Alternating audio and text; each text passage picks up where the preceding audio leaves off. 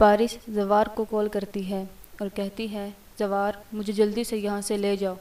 जवार कहता है, हम लोग आ रहे हैं, आप फिक्र न करें और इस मोबाइल से मेरे नंबर पर कॉल करें और कोशिश करें कि कॉल 3 मिनट तक जारी रहे।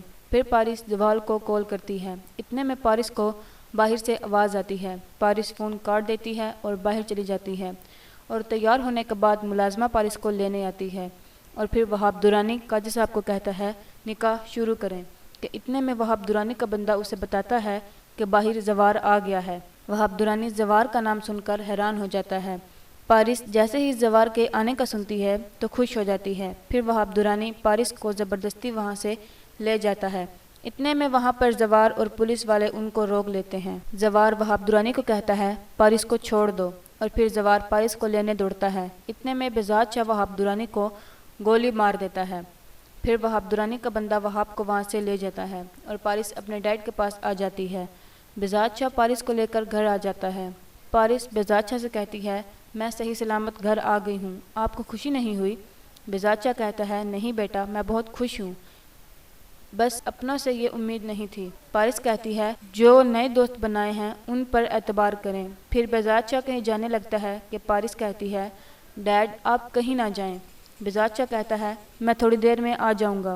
पारिस कहती है, आप मेरे साथ रहें। बेजाद शाह कहता है, तुम फिक्र ना करो, मैं अभी आ जाऊंगा। इतना कहकर बेजाद शाह वहाँ से चला जाता है।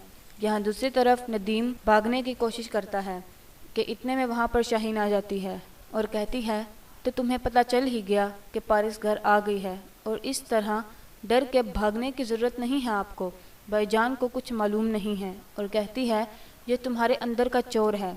नदीम कहता है, तुम्हारे भाई को पता हो या ना हो, तुम अपना मुंह बंद ही रखना। इतना कहकर नदीम वहाँ से चला जाता है। इतने में वहाँ पर बेजाद शाह आ जाता है। बेजाद शाह नदीम से पूछता है, कहीं जा रहे हो? नदीम घबराते हुए बोलता है, दुबई जा रहा हूँ। बेजाद शाह कहता है, सब खैरियत तो है ना, इतनी एमरजेंसी में जा रहे हो? नदीम आगे से कोई बहाना बना देता है। फिर बेजाद शाह उन्हें बताता है कि पारिस घर आ गई है और धमकी देने के अंदाज में कहता है, जिसने मेरी इज्जत पर हाथ डाला है उसे मैं छोड़ूंगा नहीं, और जिसने उन सब में उसका साथ दिया है उसे इबरत का निशान न बनाया तो मेरा नाम बदल देना। घर आकर बेजाद शाह को मारूक का फ़ोन आता है। मारूक बेजाद शाह से कहती है, आपने मुझे बताना गवारा नहीं समझा कि पारिस किडनैप हो गई है? बेजाद शाह कहता है, ऐसी कोई बात नहीं है, मैंने तो तुम्हें इसलिए नहीं बताया कि तुम कहीं परेशान ना हो जाओ। मारूक कहती है, मैं अब सब कुछ रिज़ाइन करके कराची शिफ्ट हो रही हूँ। बेजाद शाह कहता है, ये तो बहुत अच्छी बात है, लेकिन पारिस के लिए ये जगह सेफ़ नहीं है।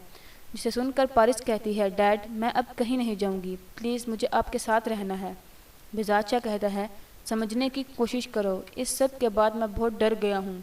फिर पारिस मारूक के पास जाने के लिए तैयार हो जाती है और कहती है, क्या जवार की फैमिली जवार को हमारे साथ जाने की इजाज़त दे देगी?